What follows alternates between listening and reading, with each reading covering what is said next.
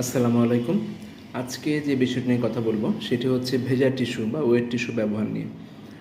আপনারা সবাই, আমরা ম্যাক্সিমাম সবাই আমাদের সন্তানের ছোট্ট শিশুটির পটি ক্লিন করার জন্য বা তার হাত পা মোছানোর জন্য আমরা ওয়েট টিস্যু বা ভেজা টিস্যু ব্যবহার করছি। আচ্ছা, আমরা একটু জেনে নিই তো এই জিনিসটা কী থাকে আসলে, সেটা কি আসলে আপনার সন্তানের জন্য প্রযোজ্য? আপনারা যে ওয়েট টিস্যুটা ব্যবহার করছেন সেটি নন ওভেন ফাইবার দ্বারা গঠিত। এটা অনেক ক্ষেত্রে অনেক লো কোয়ালিটির থাকে এবং এতে যে পানিটি ব্যবহার করা হয় ভেজা রাখার জন্য সেখানে অ্যালকোহল, প্রিজারভেটিভ, ফ্র্যাগন্যান্স আর অনেক রাসায়নিক পদার্থ থাকে, যেগুলো কিন্তু সবসময় আমাদের যে নরম ত্বকের জন্য প্রযোজ্য নয়। এবং আপনারা জেনে থাকবেন যে আপনার সন্তানের বা ছোট শিশুর ত্বক আমাদের বড়দের ত্বকের চেয়ে 30 থেকে 50 ভাগ পাতলা হয় এবং আপনারা যখন সেই পাতলা ত্বকে সেই টিস্যু দিয়ে, ভেজা টিস্যু দিয়ে মুছছেন, সেটি কিন্তু তার জন্য আরও ক্ষতিকর হচ্ছে। এবং অনেক ক্ষেত্রে দেখা যায় যে বাচ্চার পটি যখন করে সেই জায়গাটা অথবা ডায়াপার র্যাশের জায়গায় বা যেখান থেকে ছোটো বাচ্চাদের একদম প্রথম 2 মাস যাদের পায়খানা খুব পাতলা বা নরম থাকে, অনেকবার পাতলা পায়খানার মতো করে, নরম পায়খানা করে, ওদের পায়খানার মলদ্বারের চারদিকটা একটু লালচে হয়ে যায়।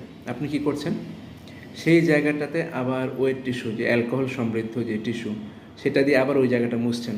আপনার মনে হয় আপনার বাচ্চা দেখবেন ওই সময়টা খুব চিৎকার দিয়ে কান্নাকাটি করবে।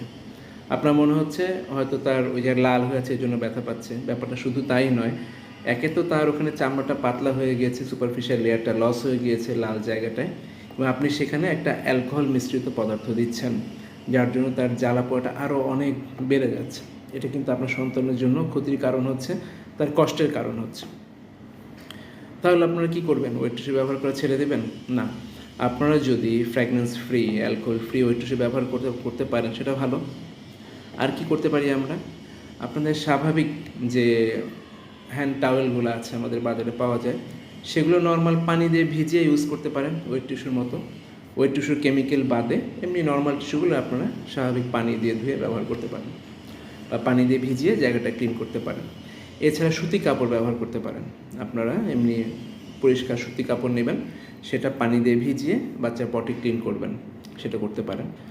এবং আরেকটা জিনিস খেয়াল রাখবেন যে আপনারা ডায়াপার র্যাশ হচ্ছে, সেই জন্য বাচ্চাদেরকে বেশিক্ষণ ডায়াপার পরিয়ে রাখবেন না এবং ফ্রিকোয়েন্ট ডায়াপার চেঞ্জ করবেন এবং মাঝখানে একটা সময় দিবেন যাতে এয়ার ড্রাই হয় বাচ্চার, যে আপনি যে অংশ ডায়াপার দিয়ে আপনি জড়িয়ে রাখছেন সেই জায়গাটা। এবং যদি লালচে হয়ে যায় সেক্ষেত্রে আপনার জিঙ্ক অক্সাইড পেস্ট ইউজ করতে পারেন।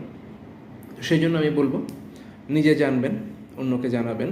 শুধুমাত্র আধুনিকতার ছোঁয়ার জন্য বা সবাই ব্যবহার করছে তাই বলে আমি ব্যবহার করছি, এই ধারণা থেকে ওয়েট টিস্যু, বাজারে এইসব নর্মাল ওয়েট টিস্যু পাওয়া যাচ্ছে সেই ওয়েট টিস্যু ব্যবহার করবেন না।